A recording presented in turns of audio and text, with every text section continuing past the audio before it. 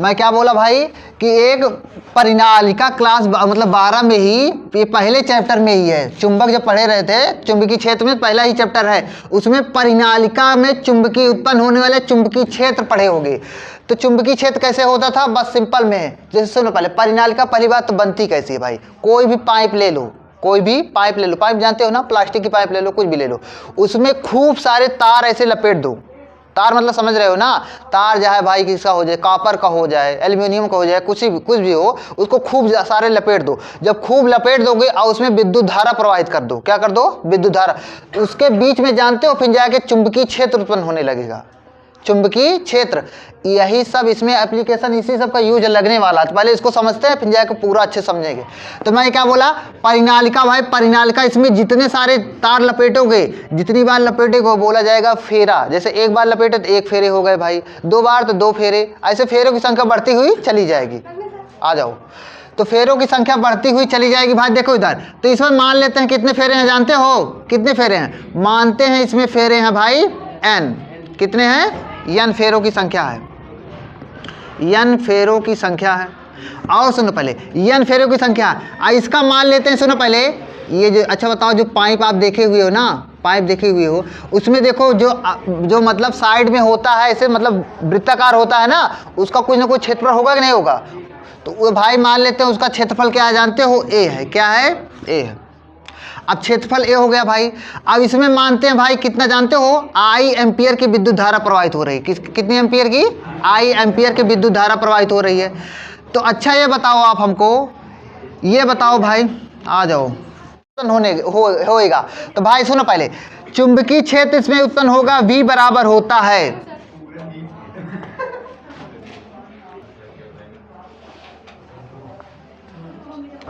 देखो इधर, इसमें कितना पहली बात तो मैं बोल रहा हूँ, चाहे कुछ हो या ना हो, मैं जितने बार बोलूंगा इसको 10 बार बोलूंगा, आपको याद भी होना चाहिए यहीं पर, अब पूछूंगा भी, समझे कि नहीं। तो मैं क्या बोला भाई, कोई एक परिनालिका है, परिनालिका कैसे बना, एक पाइप लिए उसमें खूब सारे तार लपेट दिए, समझे कि नहीं, चाहे कॉपर का लपेट एल्यूमिनियम का, मतलब चालक तार होना चाहिए, लपेट दिए। तो लपेटने के बाद अगर उसी तार में अगर विद्युत धारा प्रवाहित होगी तो उसमें एक चुंबकीय क्षेत्र उत्पन्न हो जाएगा, क्या हो जाएगा, चुंबकीय क्षेत्र। और चुंबकीय क्षेत्र उत्पन्न होगा तो उसकी कुछ ना कुछ तीव्रता होगी कि नहीं होगी। तो चुंबकीय क्षेत्र की तीव्रता B से दिखाया जाता है, किससे दिखाया जाता है, B से। तो B बराबर होता क्या है भाई, परिनालिका के लिए म्यू नॉट, क्या होता है, म्यू नॉट NI होता है, क्या होता है, म्यू नॉट NI अपान में A होता है, क्या होता है, म्यू नॉट NI अपान में A, यही होता है। हमारी बात आप समझे कि नहीं समझे। अगर यही सुनो, n अपान A, ये भी आप पढ़े होगे, n अपान A होता है भाई स्मॉल n, क्या होता है, स्मॉल n। तो ये भी होता है, B बराबर होता है म्यू नॉट NI भी होता है, क्योंकि n अपान A क्या हो जाता है, स्मॉल n हो जाता है, n अपान A क्या हो जाता है, स्मॉल n। तो इसके स्थान पे ये भी लिखा जा सकता है, नहीं समझे। इसका यूज अभी बता रहे हो यहाँ पर कैसे लगेगा, ये समझ में आया। अच्छा बताओ, ये जब चुंबकीय क्षेत्र की तीव्रता है तो आप चुंबकीय फ्लक्स भी पढ़े रहे होगे, चुंबकीय फ्लक्स पढ़े थे कि नहीं पढ़ते। चुंबकीय फ्लक्स बराबर क्या होता था भाई, इधर देखो, देखते चलो आप लोग।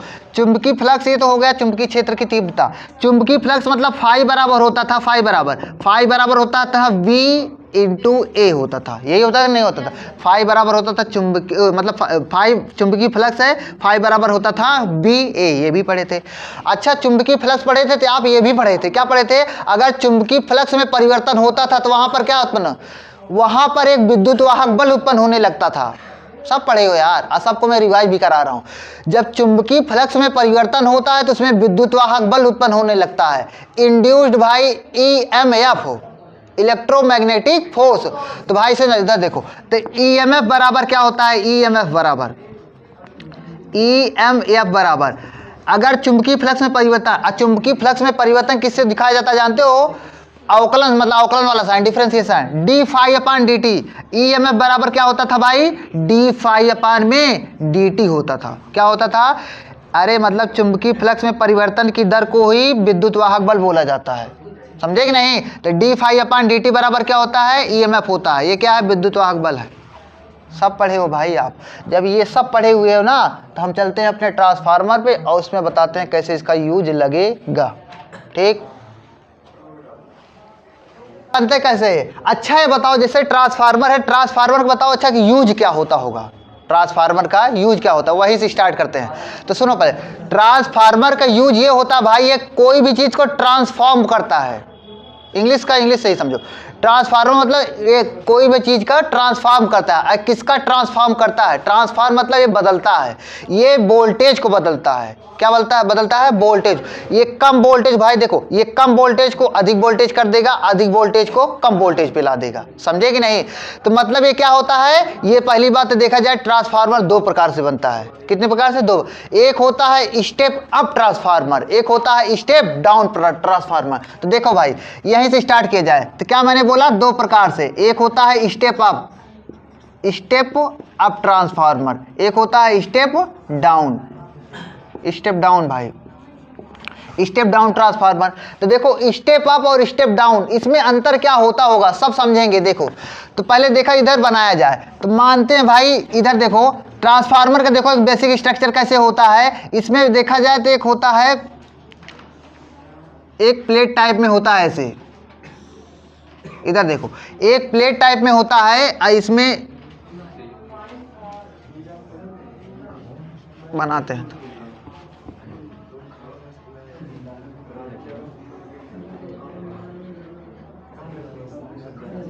थोड़ा पॉज करो जी। तो देखो भाई मैं क्या बोला, ये दो एक मतलब प्लेट लिया जाता है। ये होता है किससे जानते हो, ये किसका बना हुआ होता है? ये जो प्लेट होता है, ये प्लेट ये बना हुआ होता है भाई सॉफ्ट आयरन का। किसका बना हुआ होता है? सॉफ्ट आयरन भाई, मुलायम लोहे का। तो देखो ये किसका बना हुआ, ये जो प्लेट है इसमें दो प्लेट लगती है, एक बाहर एक अंदर, छोटी सी अंदर हो जाती है बाहर एक। तो ये भाई क्या हो गया, मतलब देखा जाए तो ये हमारे हिसाब से ये प्लेट होती है, बीच में से कटा हुआ होता है, इतना स्पेस बना हुआ होता है। अब इसमें जब इसमें स्पेस हुआ होगा तो इसमें जानते हो एक कॉपर का तार लेते हैं। किससे लेते हैं? कॉपर का तार। ये भी बताएंगे कॉपर का तार क्यों लिया जाता है, क्योंकि अच्छा ये सुचालक होता है। कॉपर भाई सबसे अच्छा सुचालक होता है।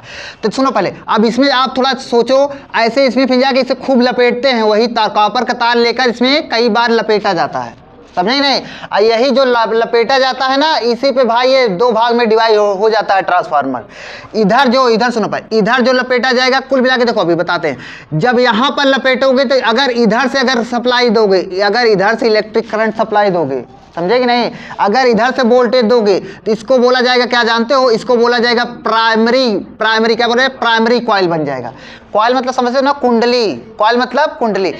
भाई देखो जब इसको खूब कई बार लपेटोगे एक प्रकार के कुंडली फॉर्म में हो जाएगा ना, कुंडली रूप में हो जाएगा, नहीं हो जाएगा? जब इधर भी लपेटोगे तो ये भी कुंडली रूप में बन जाएगा। अब इधर देखो, जब इधर सुनो पहले, अब इधर से अगर आप वोल्टेज को दोगे, पहले हमारी बात सुनो, अगर इधर से भाई आप जैसे यहाँ पर ये कहीं पर जैसे जहाँ पर लाइट आपको भेजना है तो आप ट्रांसफार्मर का यूज करोगे, क्योंकि हम जब लाइट भेजते हैं कहीं दूर भेजना होता है तो हम क्या करते हैं जानते हो? वोल्टेज को बढ़ा देते हैं। क्या करते हैं? वोल्टेज को बढ़ाकर भेजते हैं, क्योंकि वोल्टेज को बढ़ा देंगे तो विद्युत धारा अपने आप कम हो जाती है। विद्युत धारा अपने आप कम हो जाती है, क्योंकि विभवांतर और विद्युत धारा एक दूसरे के क्या होते हैं? व्युत्क्रमानुपाती होते हैं। क्या होते हैं? व्युत्क्रमानुपाती। अब वोल्टेज को क्यों बढ़ाते हैं? क्योंकि भाई देखा जाए ना, ये जो विद्युत मतलब ये जो इलेक्ट्रिक एनर्जी होती है, इलेक्ट्रिक एनर्जी का क्षय, मतलब इसका इलेक्ट्रिक एनर्जी जो होती है विद्युत ऊर्जा का क्षय कम हो जाता है। क्षय मतलब समझ रहे हो? मतलब हानि। जब वोल्टेज ज़्यादा प्रवाहित करके भेजेंगे ना तो जो तार होता है वो गर्म कम होता है। गर्म कम होगा तो इससे विद्युत ऊर्जा कम उसकी मतलब हानि होगी। समझ पा रहे हो नहीं? इसीलिए भाई देखा जाए तो दो प्रकार से ट्रांसफार्मर दो प्रकार से बनाया क्यों गया होगा? एक इसलिए बनाया गया होगा कि जैसे देखो सर, जहाँ पर अच्छा कहीं पर विद्युत ऊर्जा बनती होगी, इलेक्ट्रिक एनर्जी बनती है कि नहीं बनती? विद्युत ऊर्जा कितनी प्रकार से बनाया जाता है? कहीं पर देखो डैम होता है, अरे आप नदी उदी देखे हो कि नहीं? देखो नदी पे जहाँ पर ऊंची से गिरते, जैसे उत्तराखंड में कई डैम बने हुए हैं, वहाँ पर होता है पानी को कलेक्ट कर लिया जाता है, वहीं से फिर जाके नीचे टरबाइन लगा दिया जाता है और उस पर पानी जब गिरता है तो वो घूमता है भाई, तो वहाँ पर जाके विद्युत ऊर्जा बनने लगता है। समझे? अरे ये तो अपने देखे हुए, और साइकिल में भी रिम में भी लगा देते हैं छोटी मोटर, ये तो सब समझे ही होंगे। तो वहां पर क्या होता है, तो वहां से तो ऊर्जा बनी, विद्युत ऊर्जा बनी, तो वहां से बनी ना, तो वहां पर भी ट्रांसफार्मर का यूज लगा। और वहां पर ट्रांसफार्मर का यूज लगा, जानते हो वहां पर कौन सा ट्रांसफार्मर लगा? वहां पर लगा, आपको जानते हो, स्टेप अप ट्रांसफार्मर। कौन सा ट्रांसफार्मर? Step up. क्योंकि देखा जाए तो वहां स्टेप अप ट्रांसफार्मर का काम क्या है? वो वोल्टेज को अधिक बढ़ा देता है। क्या कर देता है? वोल्टेज को बढ़ा देता है। और जब यहाँ पर आया फिर जाके मान लो अपने लालगंज में आ गया, अब लालगंज में आ गया, लालगंज फिर जाके अपने आप सबके यहाँ छोटी छोटी ट्रांसफार्मर लगे हुए होते हैं ना, जो छोटे छोटे ट्रांसफार्मर लगे हुए होते हैं, इनका काम क्या होता है, ये करते हैं भाई जो विद्युत मतलब जो विभवांतर होता है, वोल्टेज होता है, ये कम करते हैं। क्या करते हैं? कम। क्योंकि अब देखा जाए जब सबको यहाँ पर एक अपना होता है ना, मतलब पावर हाउस होता है ना, पावर हाउस पे जब पहुँच गया विद्युत ऊर्जा, इलेक्ट्रिक करंट पहुँच गई, तो वहाँ पर देखा जाए तो जब सब जगह छोटी छोटी लाइन में प्रवाहित करना होता है ना, तो वहाँ से वोल्टेज को कम करने पड़ लगता है, कम करने लगते हैं। बोलते हैं ना 12,000 से भी बहुत ज़्यादा, 15,000 करोड़ लाखों वोल्टेज का आता है करंट, समझे कि नहीं। तो अब यहाँ पर आ गया, तो यहाँ पर फिर जाए 11,000, फिर जाकर अपने घर में 240 वोल्टेज जाता है। तो 240 वोल्टेज क्यों जाता है? क्योंकि फिर जाके जो ट्रांसफार्मर लगे होते हैं ये सब स्टेप डाउन ट्रांसफार्मर होते हैं। स्टेप डाउन, एक क्या मैंने बताया, एक होता है स्टेप अप ट्रांसफार्मर, एक क्या होता है स्टेप डाउन। स्टेप डाउन कहाँ पर होता है? अपने घरों पर लगे होता है, जो घर के सामने जो एक एक ट्रांसफार्मर 10-10, 12-12 होते हैं, 10-10, 12-12 केबल जाती कि नहीं जाती, सबके यहाँ डिस्ट्रीब्यूट हो जाती। वो सब कौन से ट्रांसफार्मर होते हैं? Step down. और जहाँ पर विद्युत धारा, जहाँ पर इलेक्ट्रिक एनर्जी बनती है, वहाँ पर क्या होता है, वहाँ पर स्टेप अप होते हैं, क्योंकि वहाँ पर वोल्टेज बढ़ाना पड़ता है, वोल्टेज बढ़ाकर ही लंबी लंबी सप्लाई की जाती है। हमारी आप बात समझे कि नहीं समझे? तो स्टेप अप और स्टेप डाउन ट्रांसफार्मर कैसे बनेंगे, वही इस पर डिपेंड करेगा। इस पे ये देखो, यहाँ पर इधर लपेट रहो, इधर दो प्रकार की यहाँ पर कुंडली बनेगी। लपेटने पर देखो, जैसे मार्कर है ना, मार्कर है, इसमें भाई तार ले लो, इसे खूब लपेटो, एक प्रकार की कुंडली बन जाएगी। क्या बन जाएगी? कुंडली बन जाएगी। यहाँ पर भी एक है, एक स्लेट टाइप में था। क्या था? स्लेट टाइप में था, स्लेट में था, बीच में ऐसे काट कर निकाल दिए होंगे, बीच में काट कर निकाल दिए। काट के निकालने के बाद इस पर फिर जाके जब इसमें छिद्र हो गया होगा ना, अब इसमें खूब लपेटे, एक प्रकार का कुंडली बन गया है। समझ पा रहे हो नहीं हमारी बात? इतना फील कर ले रहे होगे यार। जब कुंडली बन गया तो दो कुंडली बना, एक यहाँ पर भी बना, एक यहाँ पर भी बना ही नहीं। अब जब से यहाँ से उल्लू बात ये समझो, अब जैसे यहाँ से आप सुनो पहले, मान लो यहाँ पर अपने यहाँ से विद्युत ऊर्जा बनने लगी यहाँ से, अब यहाँ से हमको बहुत दूर दूर तक पहुँचाना है, तो बताओ कौन सा ट्रांसफार्मर लगेगा? स्टेप अप लगेगा ना। स्टेप अप लगेगा तो आप इधर से विद्युत ऊर्जा वाला कनेक्शन दोगे और इधर से निकाल कर पहुँचाओगे। आप इधर जब निकलेगा तो स्टेप अप हो गया होगा, वोल्टेज बढ़ गया होगा बहुत ज़्यादा, समझे कि नहीं? इधर से तुम लोग फील कर पा रहे हो नहीं यार? कर पा रहे हो ना? तो यहाँ से भाई स्टेप, अब यहाँ से भाई देखो, तो कुल मिला के यहाँ पर इनपुट डालोगे, यहाँ पर आउटपुट निकलेगा ना। इनपुट कौन सा इनपुट भाई? एसी वाला इनपुट। विद्युत धारा पड़ रही है ना, अल्टरनेटिंग करंट जा रहा है, तो विद्युत धारा मतलब कौन? एसी वाला इनपुट डाला जाएगा। तो ये भाई क्या हो जाएगा? ये एसी इनपुट होगा। एसी का मैंने आपको साइन बताया था कैसे होता है, ऐसे कुछ होता है नहीं होता? एसी का साइन है भाई। एसी मतलब एयर कंडीशनर नहीं, ठीक भाई, अल्टरनेटिव एसी इनपुट। हम देखो, मैं एक ही बात को कई बार बोलूंगा, लेकिन आपको याद हो जाना चाहिए, लास्ट में पूछूंगा आपको एक एक खड़ा कर, ठीक भाई? ये एसी इनपुट हो गया। अब सुनो पहले, इधर से निकलेगा तो क्या हो जाएगा बताओ उल्लू? इधर से बाहर निकलेगा ना, इधर, ये क्या हो जाएगा? AC output. एसी आउटपुट हो गया, ठीक है भाई। अच्छा बताओ ये क्या है? ये किसका प्लेट था? किसका प्लेट था? ये सॉफ्ट आयरन था। क्या था? Soft iron. सॉफ्ट आयरन की प्लेट थी, सॉफ्ट आयरन की प्लेट हो गई। अब ये आप हमको बताओ, क्या बताओ कि ये जो तार जिससे हम कुंडली बना रहे हैं, बताओ ये कुंडली किससे बन रही है? कौन से तार की बन रही है? कॉपर की। सही दिख रहा है जी? समझ में आ रहा है नहीं सभी को? जहां पर ना है तुरंत आप बोल देना। कॉपर की भाई तार हो गया, कॉपर के तार लपेट कर कुंडली बन गया। अच्छा है बताओ, मैं आपको एसी पढ़ाया भी हूं। एसी मतलब अल्टरनेटिंग करंट, मतलब ये जो विद्युत धारा होता है हमेशा बदलता रहता है। मैं क्या बोला? आप सभी को दिख रहा है नहीं? पीछे वाले को दिख रहा है ना? लड़कियां को देखो, ये कॉपर हो गया। अच्छा बताओ, ये एसी इनपुट हो गया। यहां से जब तार बाहर निकलेगा तो ये क्या हो जाएगा? AC output. AC output. चलो ये हो गया भाई। अब आप हमको ये बताएंगे, मैं आपको बताया था, याद भी दिला रहा हूँ। देखो एसी पढ़ा जा रहा था, एसी में मैं आपको बताया था एसी और डीसी में अंतर क्या होता था। डीसी एसी में ये अंतर होता था, जो डीसी होती है मतलब डायरेक्ट करंट, डायरेक्ट करंट मतलब उसमें जब विद्युत धारा प्रवाहित होने लगती थी वो कम ज़्यादा नहीं होती थी, एक समान से बाहर मतलब हमेशा प्रवाहित होती रहती थी, समझे कि नहीं। और एसी में क्या अंतर होता है, एसी में ये होता है भाई, ये बढ़ेगी भी, जो जीरो भी होगी और कम भी होगी, बढ़ती घटती होती है नहीं, इसीलिए इसको बोला जाता है अल्टरनेटिंग, मतलब ये फ्लक्चुएट करती रहती है, कम ज़्यादा होती रहती है। अच्छा ये बताओ, अब यहीं से आपको दिलाना स्टार्ट करते हैं याद। अब जब एसी है भाई, एसी वाला इसमें गया, इसमें एसी गया तो इसमें मैं क्या बोला भाई, एसी इनपुट है मतलब एसी वोल्टेज इसमें जा रहा है, तो इसमें जब एसी मतलब विद्युत धारा भी जाएगी, ऐसी विद्युत धारा जाएगी तो कम ज़्यादा होती रहेगी।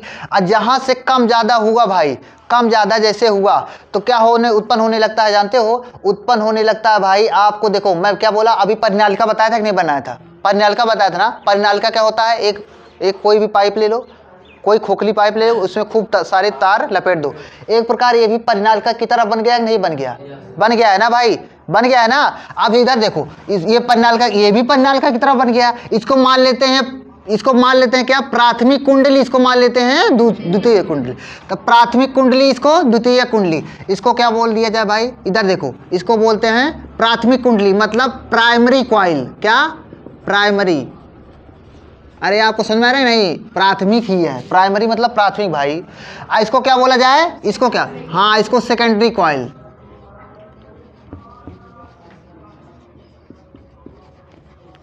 सेकेंडरी कॉइल मतलब द्वितीय कुंडली, प्राथमिक कुंडली द्वितीय कुंडली, ये हो गया भाई। अब ये अच्छा, किसी को इंग्लिश से दिक्कत नहीं हो रही है, दिक्कत नहीं है, मैं बार बार बोल भी तो रहा हूँ ना भाई, ये प्राथमिक कुंडली ये क्या हो गई, द्वितीय कुंड। आप सुनो पहले, अब ये क्या हो गया, मैं क्या बोल रहा हूँ, परिनालिका, फिर से मैं देखो अभी जो मैंने बताया था फिर से उसी को रिवाइज करा रहा हूँ। जो परिनालिका होता है भाई क्या होता है जानते हो, अगर परिनालिका में, अगर सुनो पहले, अगर उसमें विद्युत धारा का परिवर्तन होगा, अगर मतलब जो विद्युत धारा प्रवाहित कर रहे हो अगर उसमें कम ज़्यादा हुआ तो वहाँ से विद्युत क्षेत्र उत्पन्न होने लगता है। क्या उत्पन्न होने लगता है, विद्युत क्षेत्र, समझे कि नहीं। अगर मतलब उसमें अगर विद्युत धारा प्रवाहित किए तो उसमें विद्युत क्षेत्र नहीं, चुंबकीय क्षेत्र उत्पन्न होने लगता है। कौन सा क्षेत्र, चुंबकीय क्षेत्र भाई। ये देखिए इधर देखो, अब यहाँ पर भी आपको बताते हैं, ये जैसे इसमें तार लपेट कर इसको परिनालिका बना दिया गया। अब इसमें जैसे विद्युत धारा आई प्रवाहित हुई तो भाई चुंबकीय क्षेत्र उत्पन्न होने लगा। अब चुंबकीय क्षेत्र की दिशा भी तो होती है, चुंबकीय क्षेत्र की दिशा होती है, ना पता हो तो जान लो, चुंबकीय क्षेत्र की दिशा भी होती है। और जो चुंबकीय क्षेत्र की दिशा होती है, और जैसे इसमें परिनालिका में उत्पन्न हो रही है तो इसकी दिशा किधर होगी जानते हो, ये होगी भाई इस परिनालिका के अक्ष के समांतर होगी। अक्ष इसका किधर है, इस तरफ है। हमारी बात समझ रहे हो कि नहीं, इधर भाई जाएगी, इधर चुंबकीय क्षेत्र किधर जाएगा, इधर जाएगा, ऐसे ही तो रखी हुई है। अब इसके अक्ष, इसका अक्ष ऐसे बनेगा तो उसी के समांतर होगी, मतलब जो चुंबकीय क्षेत्र उत्पन्न होगा ऐसे जाएगा, समझे कि नहीं। अब जैसे ये कुंडली ऐसे ही रखी हुई है, कैसे रखी हुई है, ऐसी। अब इसमें भाई विद्युत धारा प्रवाहित हुई है, मतलब विद्युत धारा एसी इनपुट जा रहा है, तो इसमें चुंबकीय क्षेत्र उत्पन्न होगा। चुंबकीय क्षेत्र जो उत्पन्न होगा बताओ, कुंडली ऐसे रखी हुई है ना, तो किधर जाएगा, ऐसे जाएगा नहीं जाएगा, उल्लू, ये ऐसे रखा हुआ तो इधर जा रहा है। अब इसी को उठा दिया जाए तो ऊपर जाएगा नहीं जाएगा, जाएगा भाई। तो यहाँ पर चुंबकीय क्षेत्र उत्पन्न होने लगा है, किधर जा रहा है, ऊपर की तरफ जा रहा है। तुम लोग समझ पा रहे हो ना भाई, ये चुंबकीय क्षेत्र उत्पन्न हुआ। चुंबकीय क्षेत्र क्यों उत्पन्न हुआ, क्योंकि ये परिनालिका की तरह व्यवहार करने लग रहा है, कुंडली की तरह व्यवहार कर रहा है। कुंडली मतलब आप चुंबक में पढ़े होंगे, अगर चुंबकीय मतलब कोई कुंडली अगर उसमें विद्युत धारा प्रवाहित किया जाता है तो चुंबकीय क्षेत्र उत्पन्न कर देता है, समझे भाई। तो चुंबकीय क्षेत्र उत्पन्न हो गया है। अब इधर देखो, अब देखो चुंबकीय क्षेत्र उत्पन्न हो गया तो कितना उत्पन्न हुआ ये भी देखा जाए, कितना उत्पन्न हुआ है।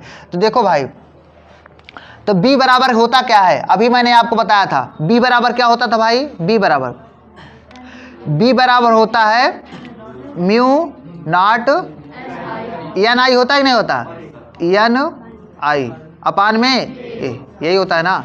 चलो ठीक है। अच्छा बताओ एन क्या होता है, एन फेरों की संख्या। अच्छा बताओ फेरों की संख्या, तो ये कुंडली अलग, ये कुंडली अलग हो गई क्या, इसमें भाई कुछ अलग फेरों की संख्या होगा, इसमें कुछ अलग फेरों की संख्या हो गया। ये प्राथमिक कुंडली है, क्या है, द्वितीय। तो प्राथमिक कुंडली मान लेते हैं फेरों की संख्या है नंबर ऑफ पी, क्या है भाई, number of P in a primary coil. तो भाई इधर देखो, पहले हमारी बात सुनो, तो ये प्राथमिक कुंडली है, इसमें फेरों की संख्या मान लेते हैं, कितना जानते हो, एन पी है, क्या है, पी मतलब प्राथमिक, प्राइमरी कॉइल। ठीक, इसमें मान लेते हैं इसमें ये द्वितीय कुंडली है, इसमें फेरों की संख्या क्या है जानते हो भाई? NS है। कितना है? NS। समझ पा रहे हो? जब अच्छा बताओ, जब इसमें ये NP हो गया, क्या हो गया? NS हो गया, तो बताओ इसमें कितना चुंबकीय क्षेत्र उत्पन्न होगा? इसमें कितना चुंबकीय क्षेत्र उत्पन्न होगा? तो भाई देखो इधर सुनो, पहले हमारी बात समझने की कोशिश करो। इसमें सुनो पहले, जो इसका जो जितना मोटा अच्छा सुनो पहले, जब ये जो टुकड़ा कटा हुआ होगा सब जगह बराबर हुआ होगा, इतना इधर भी है, इतना इधर भी है, कुल मिला के जितनी मोटी कुंडली इधर बनेगी उतनी मोटी इधर भी बनेगी। हमारे कहने का मतलब है क्षेत्रफल दोनों का बराबर होगा, जिसका जितना क्षेत्रफल इसका है ना उतना क्षेत्रफल इसका भी होगा, ए और ए बराबर होगा। जब ए और ए बराबर होगा तो इधर देखो बी बराबर क्या होगा? प्राथमिक कुंडली में बी बराबर हो जाएगा, बी बराबर मान लेते हैं बी ए, बी पी में, पी मतलब प्राथमिक कुंडली में कितना चुंबकीय क्षेत्र उत्पन्न हो रहा है, बीपी में क्या हो जाएगा? म्यू नॉट एन पी, अरे बोलो यार, एन पी होगा कि नहीं होगा? अब आई मतलब विद्युत धारा इतना प्रवाहित हो रही भाई अपान में ए, समझ पाए? ये हो गया भाई। अब सुनो पहले, अब यहां पर यूज लगेगा, देखो जो ट्रांसफार्मर होता है ना, ट्रांसफार्मर पूछा जाता है किसके प्रिंसिपल पर काम करता है, ट्रांसफार्मर का सिद्धांत क्या होता है? तो ट्रांसफार्मर भाई किस पे प्रिंसिपल पर काम करता है जानते हो? अन्योन्य प्रेरण पे काम करता है। किस पे काम करता है? अन्योन्य प्रेरण। म्यूचुअल इंडक्शन पे काम करता है। किस पे काम करता है? इसका प्रिंसिपल पूछा जाता है। लो पूछेगा क्वेश्चन में, जब आपका वाइबर होने लगेगा ना, आप गलती से ट्रांसफार्मर बनाओगे तो उसमें पूछेगा भाई ये ट्रांसफार्मर बनाओ, इसका बताओ सिद्धांत किसके सिद्धांत पे काम करता है? आप क्या बोलोगे? ये अन्योन्य प्रेरण पे काम करता है। अन्योन्य प्रेरण, अन्योन्य प्रेरण होता क्या है? अन्योन्य प्रेरण का मतलब होता है दो कुंडली, क्या? दो कुंडली अगर बगल बगल रखी हुई है, जैसे ये कुंडली और ये कुंडली, अगर इसमें सुनो पहले, लो अगर इसमें विद्युत धारा प्रवाहित किया जाएगा, किसमें? इसमें विद्युत धारा प्रवाहित किया जाएगा, अगर इसमें विद्युत धारा प्रवाहित करने पर अगर इसमें कम ज्यादा होगा तो ये बगल वाले में कुछ भी नहीं होगा ना, तो अपने आप अन्योन्य प्रेरण होकर इसमें भी विद्युत धारा प्रवाहित होने लगेगी। नहीं समझे? म्यूचुअल इंडक्शन मतलब बगल बगल रखने पर अगर एक में विद्युत धारा प्रवाहित किया जाएगा तो दूसरे में भी विद्युत धारा उत्पन्न हो जाएगी। समझे कि नहीं? चुंबकीय क्षेत्र मतलब वो चुंबकीय पहले मतलब चुंबकीय क्षेत्र के कारण ही उत्पन्न होगा। तो इसमें क्या होगा? अन्योन्य प्रेरण हो रहा है। क्या हो रहा है? अन्योन्य प्रेरण। एक में विद्युत धारा प्रवाहित करने पर दूसरे में अपने आप उत्पन्न होने लगता है। बात समझ पा रहे हो ना? अन्योन्य प्रेरण यही इसी को बोला जाता है। तो लिख भी लिया जाता है। ट्रांसफार्मर का प्रिंसिपल देखो क्यों काम लगा, क्योंकि मैंने अभी बताया यहाँ पर हमने प्राथमिक कुंडली में गए, प्राथमिक कुंडली में विद्युत धारा, यहीं पर तो भाई विद्युत धारा प्रवाहित कराओगे। अब यहाँ पर कैसे पहुंचेगा यही आपको फील कराना चाहता हूँ। इसमें से विद्युत धारा प्रवाहित करने पर यहाँ से कैसे निकलेगा वही मैं आपको दिखा रहा हूँ ना। तो देखो तो भाई कौन से, पहले बताओ कौन से प्रिंसिपल पे काम करता है? इसका सिद्धांत क्या होता है? सिद्धांत इसका होता है अन्योन्य प्रेरण। अन्योन्य प्रेरण पे काम करता है। अन्योन्य प्रेरण, म्यूचुअल इंडक्शन,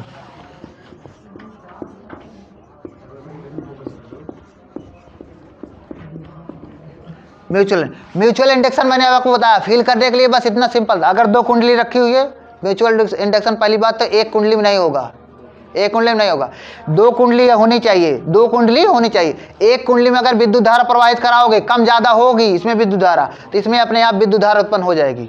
समझे कि नहीं? ऐसे यहाँ पर भी देखो दो कुंडली है कि नहीं है? बताओ लो, दो कुंडली है ना, दो कुंडली है, इसमें आप विद्युत धारा, वो भी एसी विद्युत धारा प्रवाहित हो रही है, प्रत्यावर्ती विद्युत धारा। जब प्रत्यावर्ती एसी मतलब प्रत्यावर्ती विद्युत धारा का क्वालिटी क्या होती है? ये कम और ज्यादा होती रहती है, कम और ज्यादा, मतलब इसमें परिवर्तन हो रहा है ना, जब इसमें परिवर्तन हो रहा है तो पक्का इसमें विद्युत धारा प्रवाहित हो जाएगी। नहीं समझे? ठीक है भाई। विद्युत धारा प्रवाहित होने का मतलब होता है, अगर इसमें इधर देखो, इसमें देखो पहले बात समझने की कोशिश करो। देखो बी बराबर होता क्या है? पॉज करो थोड़ा। मैं क्या बोला भाई? जब इसमें देखो पूरा खेल देखा जाए तो ये सब प्रत्यावर्ती धारा पर डिपेंड है भाई। किस पे डिपेंड है? क्योंकि इसको इसी चैप्टर में डाला भी गया है।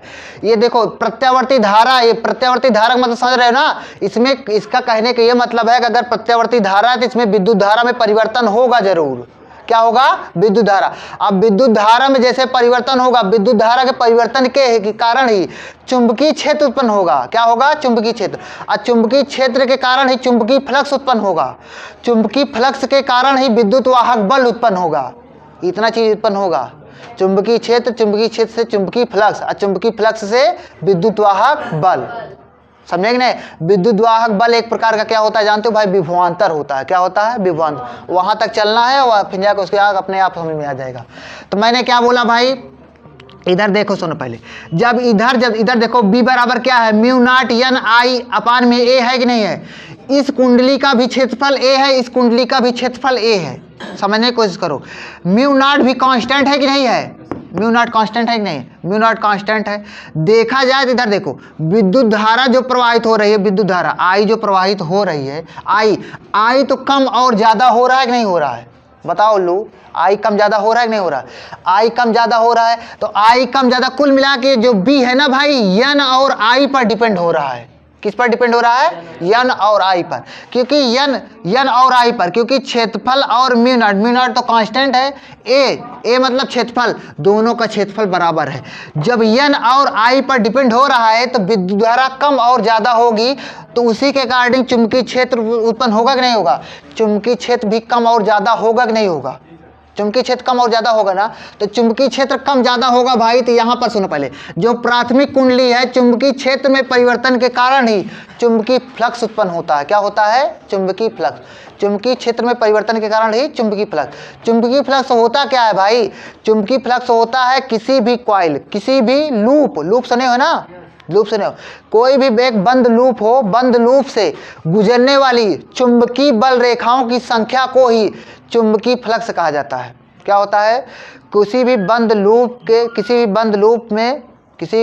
से होकर गुजरने वाली चुंबकीय बल रेखाओं की संख्या को ही क्या होता है? चुंबकीय फ्लक्स होता है। और जबकि चुंबकीय जो बल रेखाएं हैं, चुंबकीय क्षेत्र रेखाएं हैं, ये किसके लंबवत होने चाहिए? लूप के लंबवत। इधर देखो, ये कॉइल है भाई, ऐसे ऐसे गोल गोल घूमती हुई जाएगी कि नहीं जाएगी? इधर ऐसे गुजर रहा है तो एक प्रकार के लंबवत ही है कि नहीं है? उल्लू ऐसे गोल गोल से जब इधर से नीचे से निकलेगा तो लंबवत निकलेगा ना। तो मतलब ये क्या होगा भाई? ये किसमें कंसिडर किया जाएगा? चुंबकीय फ्लक्स में होगा। किसमें होगा? चुंबकीय फ्लक्स में होगा। तो इसमें चुंबकीय फ्लक्स उत्पन्न होगा भाई। चुंबकीय क्षेत्र के कारण चुंबकीय फ्लक्स उत्पन्न हुआ। और चुंबकीय फ्लक्स कितना उत्पन्न हुआ इसको देखा जाए। इधर देखो, इसमें कई फेरों की संख्या है। क्या? कई फेरों है ना भाई, कई बार लपेटा हुआ होगा। क्या? और सब जगह क्षेत्रफल बराबर होगा? सब जगह क्षेत्रफल बराबर होगा ना। इधर देखो, मान लेते हैं पहला फेरा, ऐसे ऐसे करके पता नहीं कितने फेरे हैं भाई। तो माना गया कितने फेरे हैं इसमें? NP फेरों की संख्या। कितना है? NP फेरों की संख्या। मान लेते हैं पहले फेरे से कितना फ्लक्स उत्पन्न हो रहा है जानते हो? पहले फेरे से मान लेते हैं 5 फ्लक्स उत्पन्न हो रहा है। कितना हो रहा है पहले फेरे से भाई? इधर प्राथमिक कुंडली की बात अभी चल रही है। प्राथमिक कुंडली में देखो, पहले फेरे से कितना उत्पन्न हो रहा है? पहले फेरे से मान लेते हैं चुंबकीय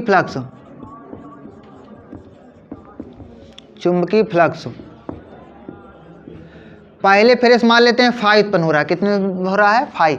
अच्छा बताओ, जब पहले फेरे से 5 हो रहा है, ऐसे कितने फेरे हैं भाई? NP फेरे हैं। क्या? तो ओवरऑल टोटल भाई कितना, मतलब कुल मिला के प्राथमिक कुंडली से कितने चुंबकीय फ्लक्स उत्पन्न हो गए? मतलब 5P बराबर क्या हो जाएगा? एक फेरे से 5, तो भाई ऐसे NP फेरे से कितना हो जाएगा? NP गुणे 5। नहीं समझे? अरे उल्लू, जब एक आम का मूल्य 5 रुपए है, तो ऐसे 15 आम का मूल्य कितना हो जाएगा? 15 गुणे 5 होगा कि नहीं होगा? वैसे एक फेरे से भाई 5 फ्लक्स उत्पन्न हो रहा है, तो वैसे NP फेरे से कितना होगा? दोनों को मल्टीप्लाई कर देंगे तो ओवरऑल प्राथमिक कुंडली से कितने चुंबकीय फ्लक्स उत्पन्न हो गए? NP गुणे 5 होगा। समझे? NP गुणे 5 इतना हो गया भाई। ये प्राथमिक कुंडली से हो गया। अब इधर देखो, हमारी बात सुनो। मैं बोला था कि जो जितना मोटा ये भाई प्राथमिक कुंडली है ना, इतनी ही मोटी, उतना ही क्षेत्रफल किसका है? द्वितीय कुंडली का भी है।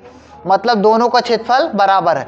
जब दोनों का क्षेत्रफल बराबर है, इधर से मान ले भाई, इधर से मानते हैं 10 क्या 10 चुंबकीय क्षेत्र रेखाएं निकली हैं। कितनी निकली हैं? 10 चुंबकीय।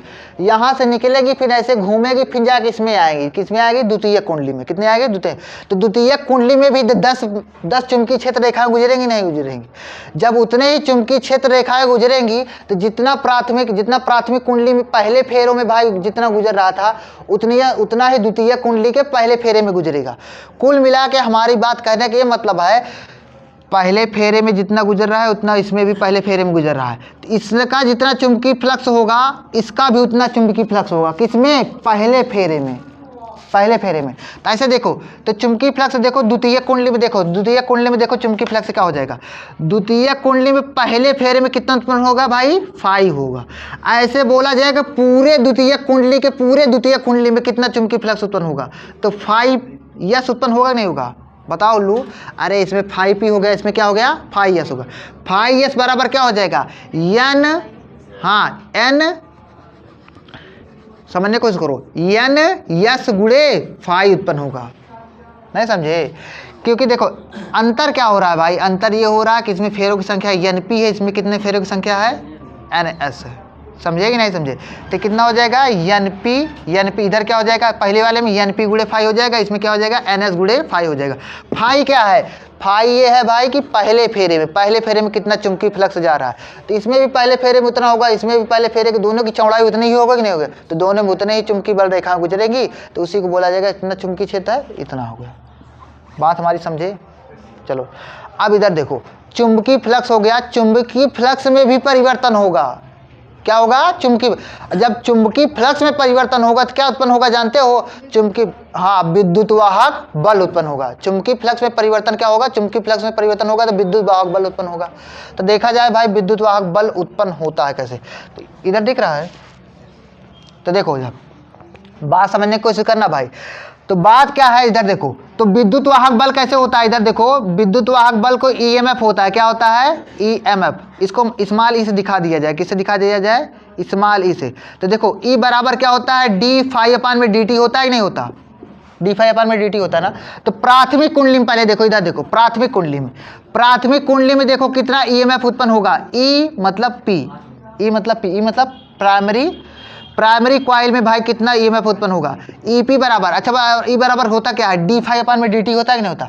तो देखो अब इसमें क्या हो जाएगा? डी फाई पी अपान में डी टी होगा कि नहीं होगा? नहीं समझे? अरे भैया अब प्राथमिक कुंडली में फाई क्या होता है? चुंबकीय फ्लक्स होता है ना। तो डी फाई पी अपान में डी टी हो गया। अच्छा डी फाई पी का मान रखो, फाई पी का मान कितना हो जाएगा बताओ? फाई पी का मान क्या है? N P. हाँ तो ई पी बराबर क्या हो जाएगा? फाई, इधर देखो एन पी इंटू फाई होगा नहीं होगा? सुनो पहले, डी तो लगा हुआ होगा। इधर देखो उल्लू, डी किसके साथ लगता है जानते हो? वेरिएबल के साथ लगता है। कांस्टेंट को बाहर लिख दिया जाता है। तो डी फाई अपान में डी टी हो जाएगा। देखो फाई पी का मान तो क्या था? एन पी इंटू फाई था ना। तो एन पी को बाहर मैंने इसलिए कर दिया क्योंकि ये भाई क्या है? कांस्टेंट टर्म है। समझे कि नहीं? ये तो संख्या बता रहा है ना भाई, संख्या जो होता है उसको बाहर। तो डी फाई अपान में डी टी हो गया। इसमें और इसमें कुछ अंतर आप लोग को दिख रहा है कि नहीं दिख रहा है? ये क्या है भाई? ये तो हमने बताया कि प्राथमिक कुंडली में कितना, तो ये डी फाई पी अपान में डी टी सूत्र पे रख दिया गया। अब फाई पी बराबर है क्या? एन पी गुणे डी फाई अपान में डी टी, क्योंकि फाई पी की जगह है क्या? एन पी गुणे फाई है कि नहीं है? एन पी को बाहर रखा, डी फाई अपान में डी टी हो गया। समझे?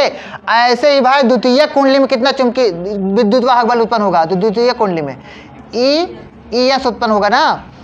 ई एस बराबर क्या हो जाएगा? N S. यहां पर दिख रहा है कि नहीं? इधर देखो द्वितीय कुंडली में क्या हो जाएगा? ई एस बराबर क्या हो जाएगा भाई? N S into D phi upon में डी टी। आप हमारी बात समझ रहे हो कि नहीं समझ रहे हो? अब मैं इससे पूछने वाला हूं, चलो बताओ, रंगोली वाले ही बताएंगे। ई एस मतलब क्या होगा? ई एस मतलब क्या होगा बताओ जी? पीछे तीनों में से कोई हमको बता दे। ई एस क्या है बताओ? ई एस क्या है? लड़कियां कोई बताए, पीछे वाली लड़कियां बताएं। हाँ, द्वितीय कुंडली में प्रेरित विद्युत वाहक बल ना भाई, द्वितीय कुंडली, ये विद्युत ई मतलब क्या होता है, विद्युत वाहक बल है। यस मतलब द्वितीय कुंडली में, समझे कि नहीं समझे? ये बताओ, ये लड़कियां बताएं, लड़कियां है 5P में 5P क्या है? हाँ, प्राथमिक कुंडली में उत्पन्न हुआ चुंबकीय फ्लक्स है। ठीक है, आपको समझ में आ रहा है। अब इधर देखो, EP बराबर NP d∅dt हो गया, ES बराबर NS d∅dt हो गया कि नहीं हो गया? हो गया ना। अब इसी को मैं अगर अपान कर दूं, रेशियो ले लूं, तो आपको समझ में आएगा। यहां पर दिखेगा भाई, यहां पर दिख रहा है ना, हमको गायब है, हमारा हाथ दिख रहा है ना। हाँ, इधर देखो, इधर देखो जी, मैं क्या बोल रहा हूं, इसका मैं रेशियो लेने वाला हूं। इधर देखो, तो देखो क्या हो जाएगा, ES अपान में, देखो इधर देखते चलो, अगर ES अपान में मैं EP कर दूं, ES अपान में EP, तो बराबर क्या होगा, देखो जी, ES अपान BP, तो ES का मान क्या हो जाएगा, NS d∅ अपान में dt अपान में, उसमें बताओ क्या हो जाएगा, इस, हाँ, EP का मान रख रहे हैं, EP का मान, देखो इधर क्या हो जाएगा, NP d∅ अपान में dt होगा कि नहीं होगा? होगा ना भाई। इधर देखो, ये पूरा देखो, ये पूरा दोनों में है क्या, तो कट जाएगा, तो कट गया, तो क्या हो गया जानते हो, ES अपान में EP बराबर NS अपान में NP हो गया। ये आपका पहला सूत्र बन गया है, इसका बहुत सारा यूज है। इसमें पहले बताओ, अब मैं फिर से पूछना, दिख रहा है अच्छे से ना, इसमें देखो मैं फिर से पूछने वाला हूं कि NS क्या है, बताओ जी, NS सौरभ बताएंगे, बताओ जल्दी, तुरंत बताओ। द्वितीय कुंडली में फेरों की संख्या है, क्या है, द्वितीय कुंडली। और बताओ NP क्या है, तुम बताओ टोपी वाले, क्या? उल्लू प्राथमिक, द्वितीयक नहीं, EP मतलब केवल प्राथमिक। प्राथमिक कुंडली में फेरों की संख्या, पीयूष बताएंगे ES क्या है?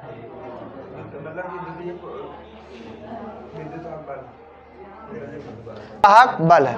सभी समझ में आ रहा है ना? आज समझ में आएगा, इसको छापो, अभी रुको। इधर देखो भाई, इधर पहले हमारी बात सुनो, ये मैंने ट्रांसफार्मर बनाया था कि नहीं बनाया था? इसमें जो बनाया था, ये जो फेरों की संख्या, इधर देखो, ये जो फेरों की संख्या है, ये क्या है, इधर देखो जी, ये क्या है, ये फेरों की संख्या, प्राथमिक कुंडली में फेरों की संख्या है ना, यहाँ पर क्या होगा, NP होगा। ये क्या है, द्वितीय कुंडली में फेरों की संख्या है ना, क्या होगा, NS होगा। समझे कि नहीं? ये सब पहले इतना लिखो, फिर आगे चलते हैं। सुनो जी, देखो इधर देखो क्या आया भाई, ES अपान में EP आ गया बराबर NS अपान में NP आया कि नहीं आया? इधर देखो, पहले हमारी बात सुनो, मैंने अभी क्या बताया, ट्रांसफार्मर आपको बताया ना, ट्रांसफार्मर आप कैसे बना दो भाई, इधर देखो, ऐसे इधर देखो, इधर देखा जाए तो इनपुट होगा, ये इनपुट हो गया, ये क्या हो गया, ऐसे बना लो,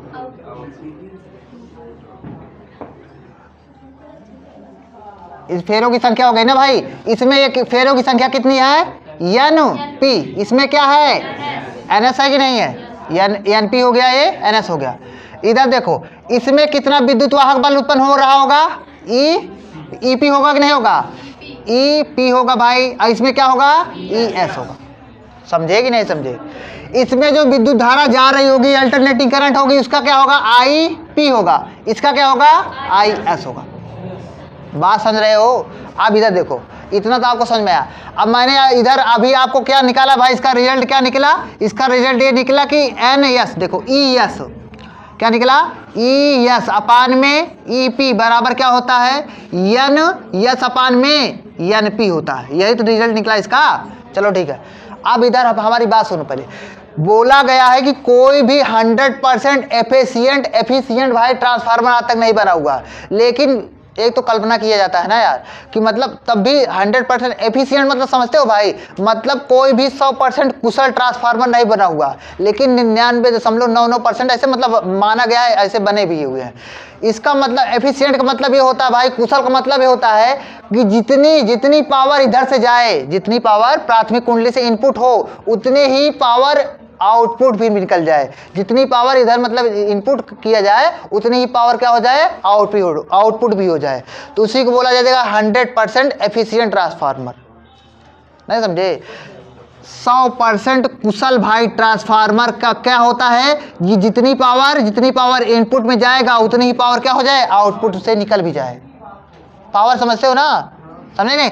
पावर बराबर P बराबर होता क्या था भाई, इधर देखो 100% एफिशिएंट,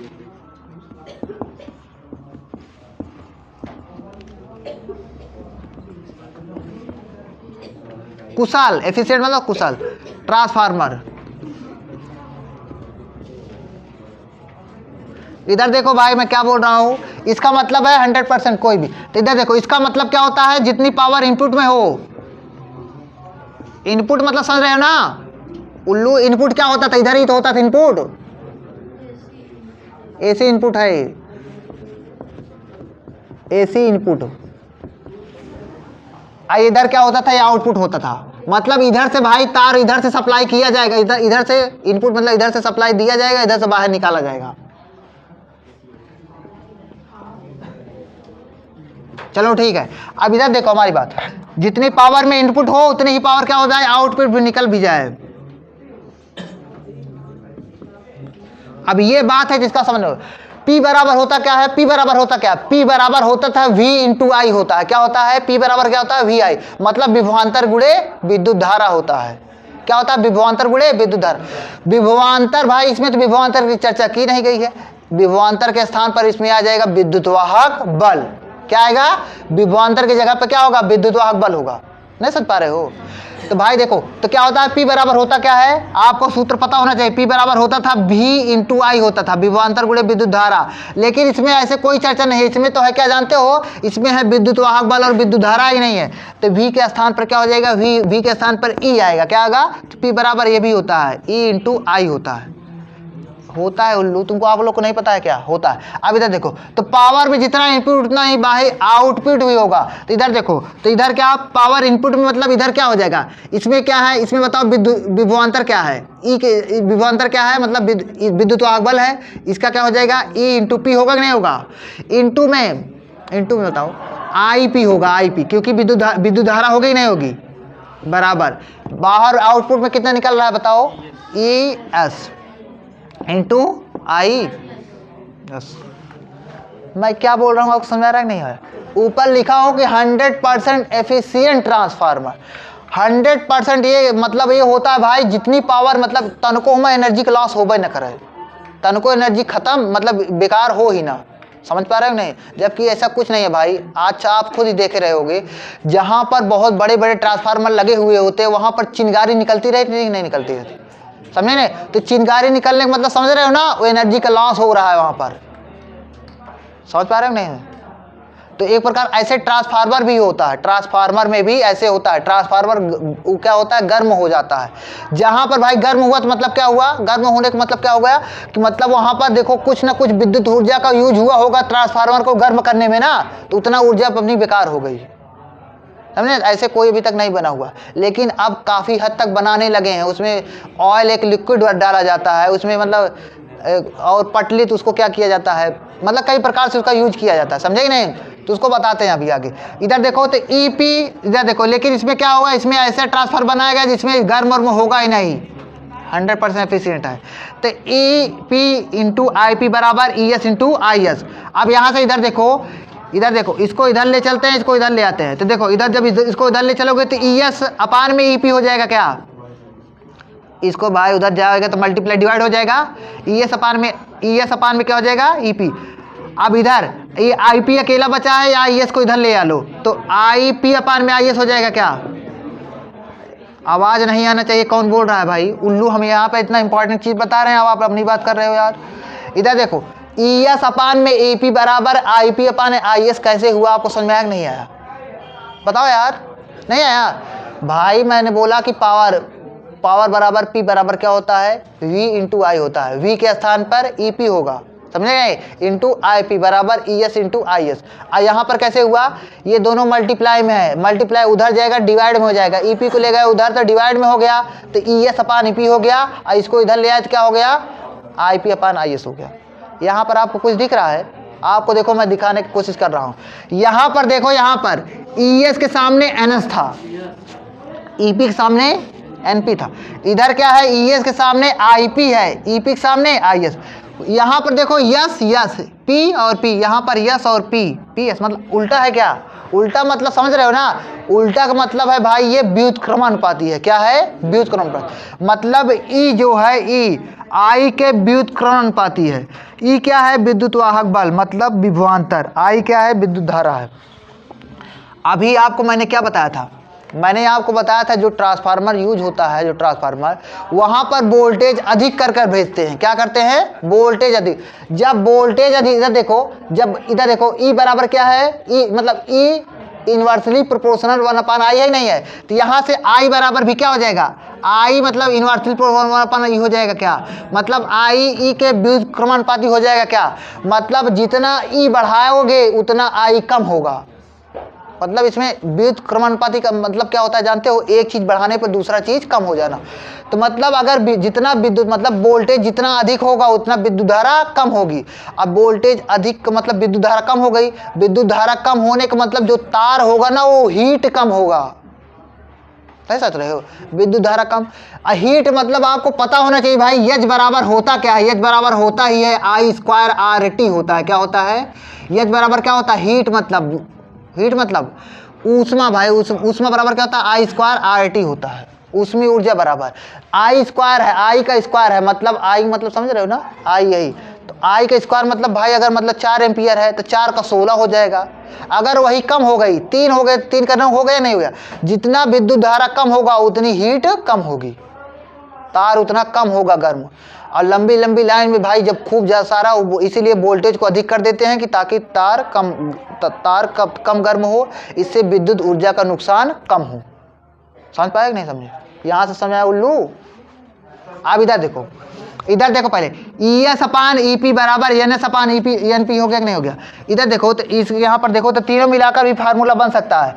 एक फार्मूला मैंने इसको बताया, एक फार्मूला मैंने क्या बताया, इसको बताया नहीं बताया? तो देखो इधर तो क्या हो जाएगा। अच्छा सुनो पहले, ES अपान EP बराबर IP अपान IS, ये कब लगेगा? ये कब लगेगा जानते हो? जब बोलेगा कि कोई ट्रांसफार्मर 100% कुशल है, 100% एफिशिएंट है, उसकी 100% क्या है? एफिशिएंसी है, दक्षता है। समझे नहीं? उसकी दक्षता, अगर कोई बोले कि अगर दक्षता कोई 100% दक्षता वाला ट्रांसफार्मर है, तब ये फार्मूला लगाओगे कि ES अपान EP बराबर IP अपान IS होता है, नहीं तो ये बराबर नहीं होगा। समझे नहीं? ये वाला फार्मूला यूनिवर्सल ट्रूथ है, हमेशा लगेगा ये। ठीक, ये देखो अभी मैंने आपको क्या बताया था? Step up step down transformer बताया था कि नहीं बताया था? स्टेप अप ट्रांसफार्मर की क्वालिटी क्या होती है जानते हो भाई? इसमें प्राथमिक कुंडली में जो फेरों की संख्या होती है कम होती है। क्या होती है? कम होती है। और द्वितीय कुंडली में फेरों की संख्या क्या होती है? अधिक होती है। समझने की कोशिश करो। इसको मिटाते हैं फिर जाके अच्छे समझाते हैं। ये आपको समझ में आया है सब? ये दोनों समझ में आया नहीं फार्मूला? इधर रुके रहो, इधर देखो, दोनों को इसको मिला भी दिया जा सकता है, दोनों को मिला, इधर देखो मिला भी सकता है। इधर देखो तो क्या हो जाएगा? ES अपान EP बराबर NS अपान में NP हो गया, बराबर बराबर क्या हो जाएगा? ES अपान EP के स्थान पर बराबर भाई ES अपान EP के स्थान पर ये भी लिखा जा सकता है IP अपान में IS। इसको याद रखना भाई, याद हो जाएगा। अच्छा ये बताओ, मैं पूछ रहा हूँ, इधर देखो मैं किससे पूछ रहा हूँ जानते हो भाई? यही टोपी वाले से पूछ रहे हैं। IP क्या है बताओ? IP क्या है? IP क्या है? अरे वो तो सही से बोलो, IP क्या है? प्राथमिक कुंडली में उत्पन्न विद्युत धारा है कि नहीं है? समझे कि नहीं? समझी भैया? बेटा पॉज करो जी। समझे कि नहीं भाई? मैंने क्या अभी मैंने बोला था ना, कुछ लोग को ये भी कंफ्यूजन है कि ऊंचाई और बताओ अपचाई। ऊंचाई ट्रांसफार्मर का मतलब होता है स्टेप अप ट्रांसफार्मर, और अपचाई ट्रांसफार्मर का मतलब होता है स्टेप डाउन ट्रांसफार्मर। समझे नहीं? स्टेप अप ट्रांसफार्मर क्या होता है भाई? जिसमें फेरों की संख्या कम होती है। और स्टेप डाउन, और हाँ जिसमें सुनो पहले स्टेप अप मतलब स्टेप अप क्या होता है? स्टेप अप की पहले हिंदी बताओ क्या होता है? ऊंचाई ट्रांसफार्मर। इसमें प्राथमिक कुंडली में फेरों की संख्या कम होती है और द्वितीय कुंडली में फेरों की संख्या अधिक होती है। स्टेप अप मतलब ऊंचाई ट्रांसफार्मर का काम क्या होता है? ये कम वोल्टेज को अधिक वोल्टेज में कन्वर्ट करता है। समझे नहीं? कम वोल्टेज को अधिक वोल्टेज में। सब बढ़िया सुनते जाओ। अब बात हो गई स्टेप डाउन मतलब अपचाई ट्रांसफार्मर में। इसमें होता है कि प्राथमिक कुंडली में फेरों की संख्या अधिक होती है और द्वितीय कुंडली फेरों की संख्या कम होती है। द्वितीय कुंडली फेरों की संख्या कम होती है। और इसमें बताओ इसका काम क्या होता है? इसका काम ये होता है अधिक वोल्टेज को कम वोल्टेज में कन्वर्ट करता है। क्या होता है? अधिक वोल्टेज पे कम वोल्टेज में कन्वर्ट करता है। ठीक, ठीक है। अच्छा बताओ, अपने घर के आसपास जो ट्रांसफार्मर होता है, ये कौन सा ट्रांसफार्मर होता है? अपचाई ट्रांसफार्मर, अपचाई, स्टेप डाउन ट्रांसफार्मर। तो सब समझ नहीं आता है? बहुत बढ़िया, इतना समझ बहुत बढ़िया है। ठीक है, अब सवाल चलो बोलते हैं। इधर देखो, जैसे सवाल में देखो, सवाल में बोला क्या गया है, इसमें अब मैं लिखता भी चलूंगा, आप लोग लिखते भी चलो जाए। लिखो, इसमें बोला गया है, देखो जी, अभी मैंने बोला था ना 100% एफिशिएंट ट्रांसफार्मर बोला था ना, उसका मतलब ये है भाई कि एक आदर्श ट्रांसफार्मर, क्या आदर्श मतलब समझ रहे हो ना, 100% एफिशिएंट ट्रांसफार्मर। एक आदर्श ट्रांसफार्मर के लिए भी अभी मैंने एक सूत्र बनाया था, क्या बनाया था, जो निकला था भाई, क्या बनाया था, सुनो पहले, याद भी होना चाहिए आपको। ES अपान में EP बराबर होता है, क्या जानते हो, IP अपान में IS। एक हमेशा के लिए भाई क्या होता है, हमेशा जाए आदर्श हो जाए, जो ES अपान VP बराबर होता है NS अपान में। ये सभी आपको सब फार्मूला पता हो गया नहीं हो गया? ये सभी आपको पता है, ये सब क्या लिखा गया है, इसको भी समझ में आया ना? ये भाई IP क्या है, प्राथमिक कुंडली में उत्पन्न विद्युत धारा है, ठीक। NS क्या है, द्वितीयक कुंडली में फेरों की संख्या है। समझ में आया? अब चलो मैं क्वेश्चन देखो, क्वेश्चन में क्या बोला गया, बोला है कि एक आदर्श ट्रांसफार्मर के प्राथमिक एवं द्वितीयक कुंडली में फेरों की संख्या, मतलब क्या है, मतलब सुनो पहले क्वेश्चन भाई, देखो दिख रहा है जी, बोला है कि एक आदर्श ट्रांसफार्मर, कौन सा है, आदर्श। तो भाई पहली बात तो आदर्श ट्रांसफार्मर है, पक्का ये वाला फार्मूला लगाया जा सकता है, लगाया जा सकता है। एक आदर्श ट्रांसफार्मर के प्राथमिक एवं द्वितीयक कुंडली में फेरों की संख्या क्रमशः, मतलब प्राथमिक कुंडली में फेरों की संख्या क्या है जानते हो, NP बराबर 1100 है, क्या है, 1100। और सुनो पहले, एवं द्वितीयक कुंडली में फेरों की संख्या NS बराबर क्या है, 110 है। अब यहां से आप पहले बताओ ये कौन सा ट्रांसफार्मर है, जिससे मैं पूछूंगा वो बताएगा। पीछे लड़की कोई बताए, पीछे वाली सीट पे ये कौन सा ट्रांसफार्मर है, लड़की में कोई बताए भाई, पीछे तीनों सीट से कोई बता दे भाई, तीनों सीट से बताओ जी। ये है भाई कौन सा ट्रांसफार्मर, कोई लड़का बताए, अपचाई ट्रांसफार्मर है, क्या है, अपचाई। क्योंकि इसमें बताओ, सुनो पहले, इसमें प्राथमिक कुंडली में फेरों की संख्या अधिक है। जब प्राथमिक कुंडली में फेरों की संख्या अधिक है, मतलब क्या है जानते हो भाई, प्राथमिक कुंडली में जो है, प्राथमिक कुंडली में जो विद्युत वाहक बल है वो अधिक उत्पन्न हो रहा है। पहले इधर समझो, इधर समझो, ES बराबर NS, इधर भी S है, इधर भी S है, क्या आमने सामने S है ना, मतलब ये यानी क्या है, फेरों की संख्या बता रहा है ना, जैसे मैं फील कराऊं वैसे फील करने की कोशिश करो। NS क्या है, फेरों की संख्या, मतलब ये बढ़ेगा ना, तो ये भी बढ़ेगा, मतलब प्राथमिक कुंडली, ये द्वितीय कुंडली है ना, आमने सामने है ना, मतलब द्वितीय कुंडली में अगर फेरों की संख्या बढ़ेगी, द्वितीय कुंडली में क्या विभवांतर, मतलब उसका विद्युतवाहक बल भी बढ़ेगा। अगर प्राथमिक कुंडली में फेरों की संख्या बढ़ेगी, प्राथमिक कुंडली में क्या होगा, विद्युतवाहक बल भी बढ़ेगा। उच्चाई और अपचाई में भी आपने बताया कि नहीं बताया, उच्चाई ट्रांसफार्मर ये होता है अगर प्राथमिक कुंडली में प्राथमिक कुंडली का विद्युत वाहक बल क्या हो, कम हो, और द्वितीय कुंडली में विद्युत वाहक बल अधिक हो। उच्चाई ट्रांसफार्मर ने अभी ये बताया कि प्राथमिक कुंडली में फेरों की संख्या कम हो और द्वितीय कुंडली में फेरों की संख्या अधिक हो। नहीं समझे उल्लू, इसमें देखो, इसमें प्राथमिक कुंडली फेरों की संख्या अधिक है क्या, और द्वितीय कुंडली फेरों की संख्या कम है, मतलब ये अपचाई हो रहा है। अभी नहीं समझ पा रहे हो उल्लू, और समझो, पहले P आता है फिर S आए, समझे नहीं, P आएगा S आएगा। अगर P से S अगर कम से ज्यादा चल रहे हो, अगर मतलब P और S मतलब NPS ना, PS अगर कम से ज्यादा चल रहे हो, कम से ज्यादा, तो ऊंचाई हो रहा है, क्या हो रहा है, ऊंचाई क्या अपचाई, अपचाई हो रहा है। इसमें उल्टा होगा भाई, अगर ज्यादा से कम मतलब प्राथमिक कुंडली से द्वितीय कुंडली में चल रहे हो, अगर फेरों की संख्या घट रही है तो क्या होगा, ये अपचाई होगा, क्या होगा, अपचाई।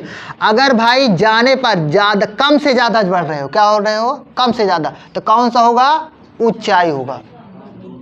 अभी नहीं समझ पाए, नहीं समझ पाए तुम, हाँ पास करो तो लव और डेस्टा इनका पहले भाई, क्या मैंने बोला कि एक आदर्श ट्रांसफार्मर है के प्राथमिक एवं द्वितीय कुंडली में फेरों की संख्या, देखो क्या है, प्राथमिक कुंडली में, प्राथमिक में NP में फेरों की संख्या है 1100, क्या है 1100 भाई, और द्वितीय कुंडली में फेरों की संख्या क्या है जानते हो, 110 है, 110 है। इधर सुनो पहले, बोला है कि प्राथमिक कुंडली में सप्लाई वोल्टेज, प्राथमिक कुंडली में सप्लाई वोल्टेज चाहे वोल्टेज बोले या विद्युत वाहक बल बोले, दोनों बात एक ही होगी। तो प्राथमिक कुंडली में सप्लाई वोल्टेज, तो क्या है भाई, प्राथमिक कुंडली मतलब वोल्टेज मतलब ई, बताओ भाई, ई पी होगा। ई पी मतलब पी मतलब प्राथमिक कुंडली में सप्लाई वोल्टेज कितना जानते हो, 220 वोल्टेज है। क्या है, 220 वोल्टेज है। समझ पा रहे हो? आओ सुनो पहले 220। यदि द्वितीय कुंडली से जुड़े यंत्र का प्रतिबाधा, क्या भाई बोला है, यदि द्वितीय कुंडली से जुड़े यंत्र का प्रतिबाधा दे दिया है, कितना दिया है भाई, जेड बराबर दे दिया है। प्रतिबाधा जेड किससे दिखाया जाता था ना, जेड बराबर इसमें है भाई, क्या दिया है, 220 ओम। क्या है, 220 ओम है। तो इसमें बोला क्या है, इधर देखो, तो इसमें बोला है तो प्राथमिक कुंडली द्वारा ली गई धारा का मान ज्ञात कीजिए। क्या ज्ञात कीजिए, प्राथमिक कुंडली है ना भाई, हाँ, प्राथमिक कुंडली द्वारा ली गई धारा का मान ज्ञात कीजिए। तो कैसे ज्ञात करोगे आप, तो चलो भाई आपको बताते हैं, इधर सुनो। ये पहले बताओ, ये कौन सा ट्रांसफार्मर है, ये अपचाई मतलब क्या है, अधिक से कम हो रहा है ना, कौन सा ट्रांसफार्मर है, अपचाई ट्रांसफार्मर। निकालने क्या बोला है, प्राथमिक कुंडली द्वारा ली गई धारा का मान ना, मतलब क्या निकालना है, आई पी निकालना है, प्राथमिक कुंडली में धारा का मान निकालना ना, आई पी निकालना है, नहीं निकालना है। आइए पहले से बोल दिया, ये कौन सा ट्रांसफार्मर है, आदर्श ट्रांसफार्मर है। कौन सा ट्रांसफार्मर है, आदर्श में जितना इनपुट में पावर होगी उतना ही आउटपुट में पावर होगी कि नहीं होगी, बताओ यार। मतलब भाई जितना इनपुट में होगा उतना आउटपुट होगा, मतलब पावर इनपुट। अच्छा बताओ, पावर इनपुट मतलब बराबर पावर आउटपुट, सही लिख रहे हैं। अब देखो P बराबर होता क्या था, I P into E P बराबर I S into P S होगा, सॉरी हाँ ई एस होगा कि नहीं होगा, बताओ भाई, ये होगा। चलो इधर भी देखते, चलो ये होगा। ये फार्मूला की यूज करने वाले हैं, हमारी पहले बात समझने की कोशिश आप करो। यहाँ पर देखो एन पी है, एन एस है, ई पी है, लेकिन ई एस नहीं है। क्या ई एस नहीं है ना, तो ई एस निकालने का सिंपल फार्मूला है भाई। कौन सा फार्मूला लगा दिया जाए, ये वाला लगा दें, क्या फार्मूला, ये वाला लगाते हैं। तो देखो इधर क्या होगा, ई एस अपान में ई पी बराबर एन एस अपान में एन पी होता ही है। तो रखो, देखो इसका क्या क्या मान पता है, इधर देखो क्या क्या मान पता है। ई एस का मान क्या है, ई एस का मान नहीं पता ना। ई पी का मान क्या है, ई पी का मान 220 बराबर एन एस का मान क्या है भाई, 1100। समझ में आया, 0 से 0 कट गया। अब बताओ 11 से कटेगा तो क्या बचेगा, 1/10 10 बचेगा ना, ये 0 से 0 कट गया तो क्या बचा, ई एस बराबर आ गया 22 वोल्ट आ गया। क्या भाई, 22 वोल्ट। समझ में आया कि नहीं है आपको, ई एस बराबर क्या गया, 22 वोल्ट। अब पहले हमारी बात सुनो, क्या बोला है कि ये प्रतिबाधा कितनी है, 220 ओम है कि नहीं है, तो 220 ओम है। ये क्या है, एक प्रकार का विभवांतर है कि नहीं है ये। अच्छा बताओ, मैं बोला था जो प्रतिबाधा होती थी, प्रतिबाधा एक प्रकार के प्रतिरोध का काम करता था कि नहीं करता था, प्रतिरोध। तो यहां से बस सिंपल फार्मूला लगा दो भाई, आई बराबर होता क्या है, आई बराबर होता क्या, इधर देखो। तो विद्युत धारा बराबर, इधर लिखते हैं, देखो मैं इधर से लिखते आ रहा हूं, देखते भी रहना। इधर देखो कहां पर नहीं दिख रहा है, यहां पर नहीं दिख रहा है, हाँ? मैंने क्या बोला आपको, मैंने आपको बोला कि विद्युत धारा बराबर, सुनो इधर देखो, विद्युत धारा बराबर क्या होता है भाई, विद्युत धारा बराबर होता है, क्या होता है बताओ, विभवांतर बटे प्रतिरोध होता था कि नहीं होता था, ये होता है भाई।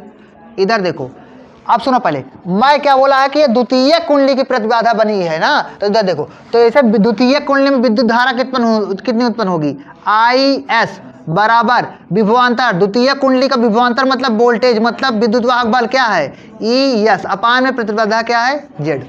नहीं समझे, तो इधर देखो आई एस बराबर ई एस कितना है, 22 बटे और 220, ये है कि नहीं है। तो भाई काट दिया जाए तो क्या हो जाएगा, 1/10 आ जाएगा। क्या 1/10 आएगा, 1/10 का मतलब 1/10 मतलब 0.1 एम्पियर हो गया। बता भाई, अब बोला क्या, इधर देखो, ये समझ में आया कि नहीं आपको, आ रहा है भैया, आ रहा है तो सुनो पहले, बोला है कि आदर्श ट्रांसफार्मर है, क्या है आदर्श ट्रांसफार्मर के लिए भाई क्या होता है, ये कंडीशन लगती है, मतलब जितना पावर इनपुट में होगा उतना पावर आउटपुट में होगा, समझे। तो देखो भाई यहां पर रखो, आईपी का मान ज्ञात करना है, आईपी का मान ज्ञात करना है, नहीं कहते हैं आईपी का मान नहीं पता, आईपी का मान ये हो गया, इनटू ईपी का मान क्या है 220, वो है 220 बराबर आईएस का मान क्या है 0.1 है कि नहीं है 0.1, ये मल्टीप्लाई में भाई जहाँ 0.1 लिखो या 1/10 लिख दो एज यू विश। अब ईएस क्या है, ये है भाई 22 है ना, 22 हो गया। आप सभी समझ में आ रहा है कि नहीं आ रहा, इधर देखो ये काटा जा सकता है, 22 से 22 कटेगा, यहाँ पर 10 आएगा, क्या 10 आएगा, तो आईपी बराबर क्या हो जाएगा जानते हो 10, यहाँ पर 1/10, तो ये 10 उधर जाएगा तो 1/10 इंटू 10 हो जाएगा, नहीं समझे, तो क्या हो जाएगा 1/100, 1/100 का मतलब 0.01 एम्पियर हो जाएगा, नहीं समझाया, पल्ले पड़ा भैया, देखिए आंसर आओ तक नहीं, पॉज कर दो, आ रहा हो। आदर्श ट्रांसफार्मर की बात की ना, हमेशा कैसे थोड़ा है भाई कि आदर्श ट्रांसफार्मर आपको मिले, आदर्श ट्रांसफार्मर नाम का कोई चीज़ होता ही नहीं। आज से जान लो दुनिया में ऐसी कोई चीज़ नहीं बनी है जो संपूर्ण भाई एकदम 100% कोई भी एकदम वर्क ही कर रही हो, कोई भी आदर्श नाम का कोई चीज़ होता ही नहीं है, रियलिटिव देखा जाए तो, समझे नहीं।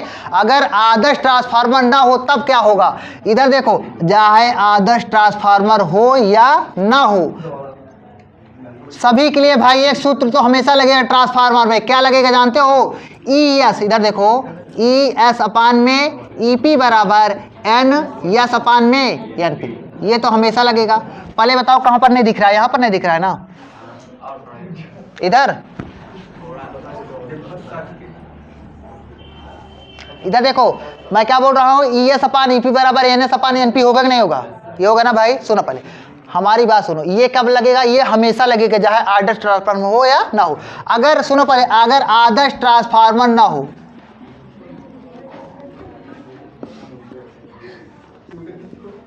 ट्रांसफार्मर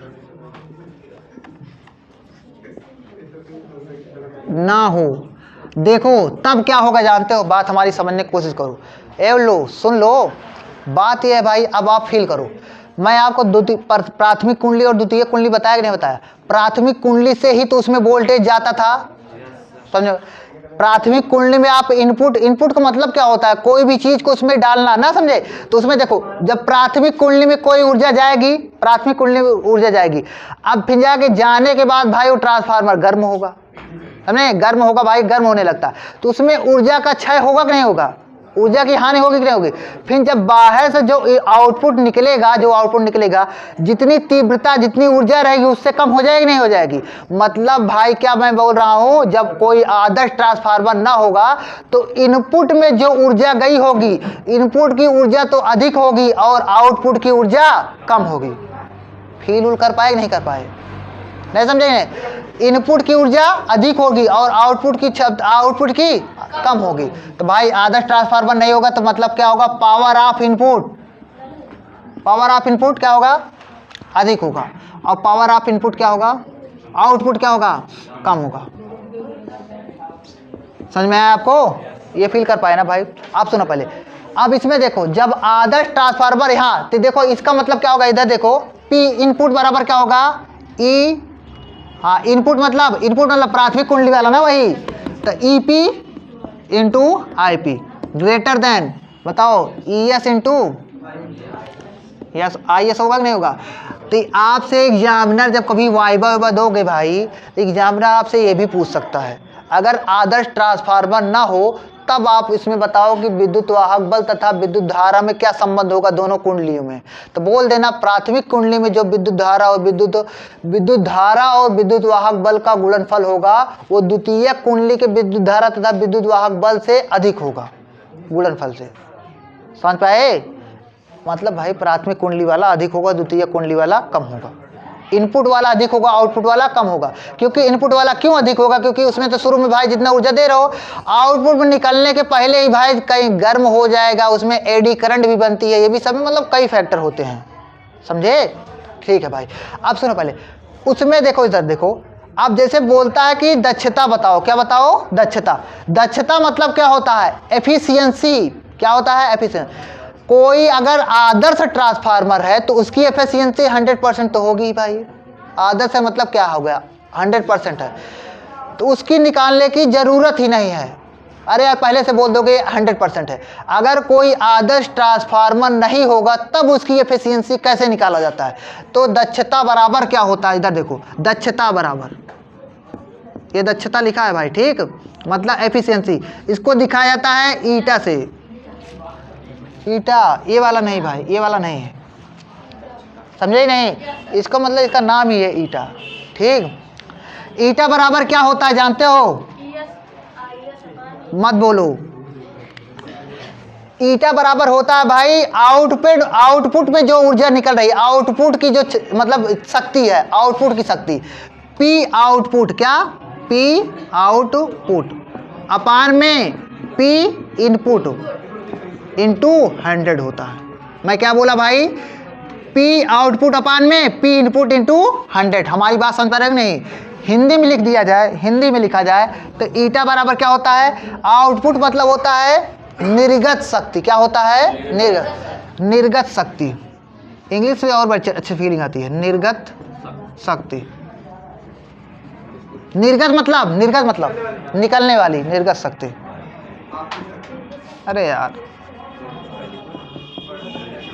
अपान में बताओ जी, निर्गत निवेशी शक्ति, क्या, निवेशी शक्ति गुणे 100 मैं बार बार क्यों लिख रहा हूँ भाई? 100 इसलिए लिख रहा हूँ क्योंकि ये परसेंटेज में आएगा। क्या आएगा? परसेंटेज में, समझे, प्रतिशत में आएगा। बताओ जी, अगर कोई आदर्श ट्रांसफार्मर नहीं है तो उसमें बताओ निर्गत शक्ति बड़ी होगी कि निर्वेशी शक्ति? पीयूष बताएंगे, लड़कियों में कोई बताए, अगर आदर्श ट्रांसफार्मर नहीं है तो उसमें कौन सी शक्ति बड़ी मतलब अधिक होगी, कौन सी कम होगी? निर्गत शक्ति क्या होगी? उल्लू हो। निवेशी शक्ति अधिक होगी और निर्गत शक्ति कम होगी, समझे? अरे निवेशी शक्ति मतलब जितना जा रहा हो बाहर उससे कम निकलेगी भाई, समझ में आया आपको? आ गया ना? अब चलो इस पे एक न्यूमेरिकल करते हैं, और एक बार और रुक जाओ। इसमें देखो ये आदर्श ट्रांसफार्मर नहीं है ना भाई, ये नहीं है ना। इसमें सुनो पहले, इसमें क्या, इसमें ये वाला फार्मूला लगा सकते हो, लेकिन इसमें ये वाला फार्मूला आप नहीं लगा सकते। कौन वाला? अभी आपको ये भी लिखा था ना, ES अपान में EP बराबर IP अपान में IS। इसमें ये वाला नहीं लगा पाओगे, समझे कि नहीं समझे? इसमें अगर लगाने होगा, इसमें देखो भाई इसको बनाया जा सकता है। क्या होगा? इधर देखो ES, ये ES के बगल में जाएगा तो क्या हो जाएगा? इधर देखो, इसका बनाना होगा तो यहाँ पर क्या हो जाएगा? इधर देखो, ये बड़ा वाला साइन इधर ऐसे खुला ही रहेगा। इधर देखो IP के बगल में इधर आएगा तो डिवाइड में हो जाएगा, तो क्या हो जाएगा? IP अपान में IS बराबर, मतलब ग्रेटर देन साइन लगेगा, और ये उधर जाएगा तो क्या हो जाएगा? ES अपान में EP। ये वाला फार्मूला बन जाएगा, समझे नहीं? यहाँ से बना रहे हैं भाई, यहाँ से जो अभी बताया कौन बड़ी होती है शक्ति, कौन कम होती है, समझ में आया? ठीक है, अब मिटाते हैं, अब इसे सवाल करते हैं। देखो भाई एक सवाल करते हैं, ठीक? तो देखो सवाल क्या है। सवाल ये है, देखो इसमें आप चाहे लिख भी लेना। बोला है कि एक अपचाई है, लो इसमें खुद ही बोल दिया है, एक अपचाई ट्रांसफार्मर। कौन सा बोला है? एक अपचाई ट्रांसफार्मर संचरण लाइन वोल्टेज को 2200 वोल्टेज से 220 वोल्टेज करता है। देखो कितना बढ़िया लैंग्वेज में लिखा गया है। क्या बोला है जानते हो? बोला है कि एक अपचाई ट्रांसफार्मर है। अच्छा बताओ, थोड़ा पॉज करो जी, अपचाई ट्रांसफार्मर का काम क्या होता है पीयूष बताएंगे।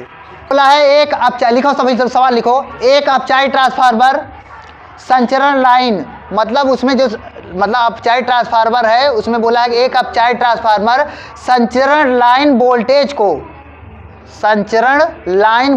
को 2200 वोल्टेज से 220 वोल्टेज करता है।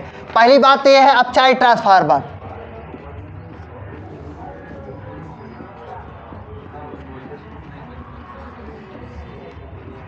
अपचाई ट्रांसफार्मर है, ये बताओ 2200 वोल्टेज को क्या करता है भाई? 220 वोल्टेज पे कर रहा है, 220 वोल्टेज खुद ही दिख रहा है। बताओ तुम खुद देखो, अधिक से कम हो रहा है ना, अधिक। तो अब ये क्या है भाई? ये क्या है? अपचाई। अब चाहिए ना, बताओ ये क्या दिया गया है, ये दिया गया है ई, बताओ जी ई पी है, ये क्या है ई पी, ये क्या है ई एस, यही तो है, यही है ना भैया। आगे क्या बोला है, आगे बोला है प्राथमिक कुंडली में 4000 फेरे हैं, प्राथमिक कुंडली में 4000 फेरे, एनपी बराबर 4000 फेरे हैं।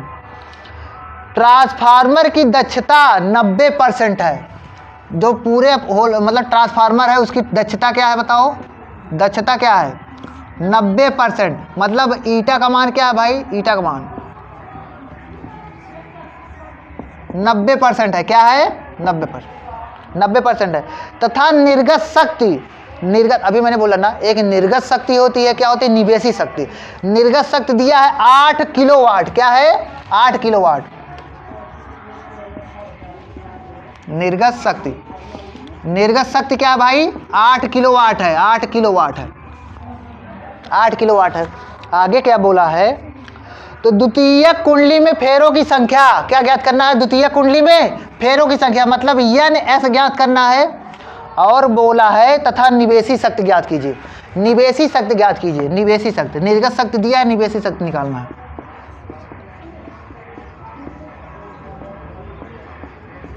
सुनो पहले, इतना दिया क्या नहीं दिया है, इतना दिया है ना भाई। अब चलो निकाला जाए, पहले क्या निकालते हैं, पहले द्वितीय कुंडली में फेरों की संख्या निकालते हैं, एनएस निकालते हैं। अभी मैंने बोला कि ट्रांसफार्मर में एक सूत्र हमेशा लगता रहेगा, कौन लगता रहेगा भाई, ये क्यों लगता रहेगा, ये लगता रहेगा एनएस सॉरी ईएस, क्या ईएस अपान में ईपी बराबर एनएस अपान में ईएस का मान क्या है बताओ, ईएस का मान क्या है, ईएस का मान 220 है क्या भाई 220 अपान में ईपी का मान क्या है 2200 है कि नहीं है 2200 है बराबर भाई एनएस का मान नहीं पता, एनपी का मान भाई एनपी का मान है 4000। सुनो पहले काटा जाए इसको, देखो 0 0 कट जाएगा, कटेगा नहीं कटेगा, इधर देखो एक 0 से ये भी कट गया क्या। अब सुनो पहले, ये 22 से 22 कट जाएगा, यहाँ पर 1 बच जाएगा, 1 बचेगा नहीं बचेगा, इधर 400 है, मतलब एनएस का मान क्या आ गया, एनएस का मान क्या आ गया 400। ये फेरों की संख्या हो गई, किसमें द्वितीय कुंडली में फेरों की संख्या हो गई, समझे। आप सुनो पहले द्वितीय कुंडली, अब क्या निकालना है निवेशी शक्ति। निवेशी शक्ति बोले या निर्गत शक्ति बोले तो जान लेना यहाँ पर दक्षता का काम आने वाला है। अभी मैंने आपको दक्षता का फार्मूला बताया था, इधर देखो क्या होता है 5 मतलब ईटा बराबर क्या होता है दक्षता बराबर निर्गत शक्ति अपान में निवेशी शक्ति,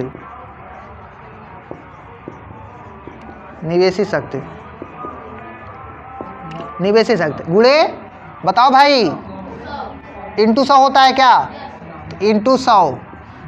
अब देखो यहाँ पर समझ ले, अब यहाँ पर लाइन खींच दी है ठीक, गुणे 100, यहाँ पर काटने पर 1 आ गया है ठीक, समझ में आ रहे हो नहीं, ये 100 है। अब इधर देखो ईटी वो दूसरी वाली, वो दूसरी वालों का। अब यहाँ पर देखो ईटा बराबर देखो जी, पहले बताओ कितना दिया है, अरे भाई दक्षता कितने 90% दिया है क्या, 90% दिया कि नहीं दिया भाई 90%, मतलब ईटा बराबर क्या दिया है 90%, तो 90% है ना, तो ईटा जो है परसेंट में आता ही है, तो यहाँ पर लिखेंगे 90, क्या लिखेंगे समझे 90 बराबर। इधर देखो निर्गत शक्ति क्या है, निर्गत शक्ति क्या है नहीं पता ना, निर्गत शक्ति पता है ना क्या 8 किलोवाट, ऐसे रहने दो किलोवाट में ही आएगा। अपान में निवेशी शक्ति नहीं पता है, निवेशी शक्ति नहीं पता।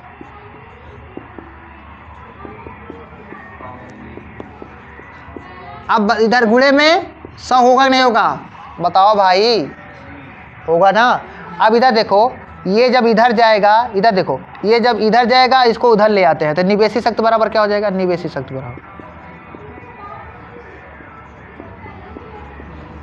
बराबर क्या हो जाएगा 8 गुणे 100, 8 गुणे 100 हो गया, अपान में 90 हो गया, हुआ कि नहीं हुआ, 0 से 0 कैंसिल, कितना हो जाएगा 80/9 आ जाएगा क्या 80/9। इसको सॉल्व करो भाई तो कितना हो जाएगा जानते हो 9 8 72, फिर 8 आएगा, फिर 9 8 72, 8.89 लिख देते हैं, 8.89 किलोवाट, ये हो गया आपका, समझे। पॉज कर दो जी।